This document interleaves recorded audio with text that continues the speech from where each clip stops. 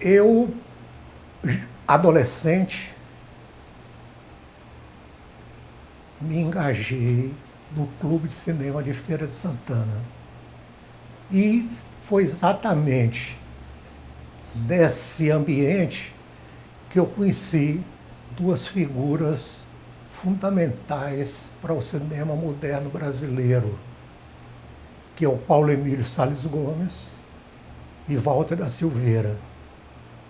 Paulo Emílio de São Paulo e Walter da velha Bahia, né?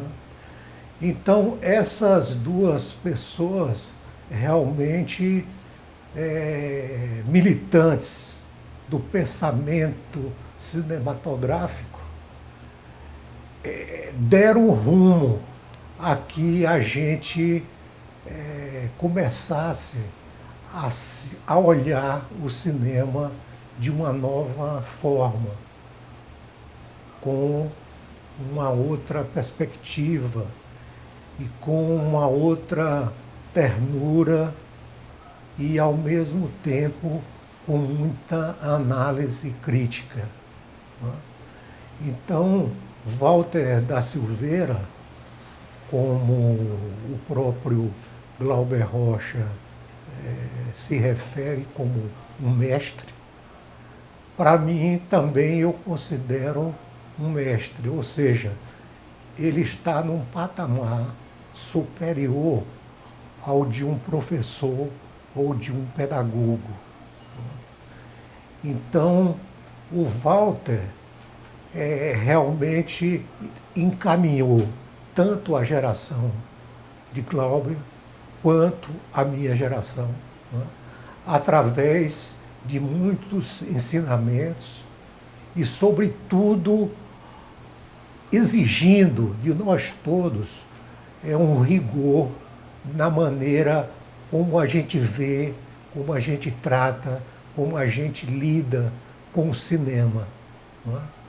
Então, eu daria assim dois patamares que foi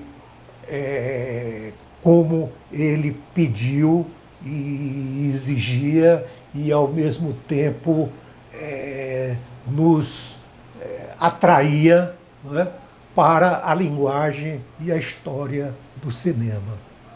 Foi com Walter que eu descobri que o cinema tinha uma história, não é? E ele, dentro da sua militância no Clube de Cinema da Bahia, nos trazia um panorama quase que completo da história do cinema, não é? Paralelamente, ele ia também nos, não só ensinando, mas, sobretudo, nos encantando, não é? Como nessa época não existia escola de cinema, através da exibição dos filmes, ou seja, a prática era assistir filmes.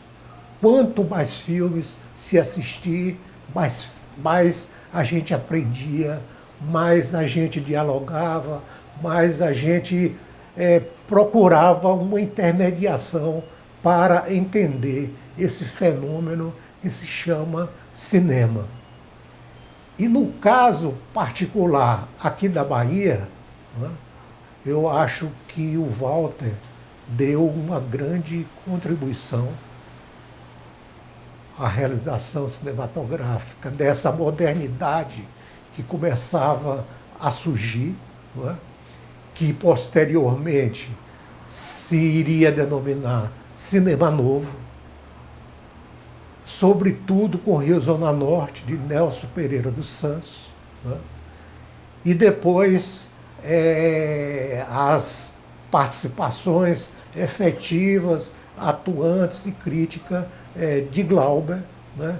Onde se tentava trazer uma visão original da nossa cultura, porque o cinema estava meio à parte, estava meio desligado da cultura brasileira, não é?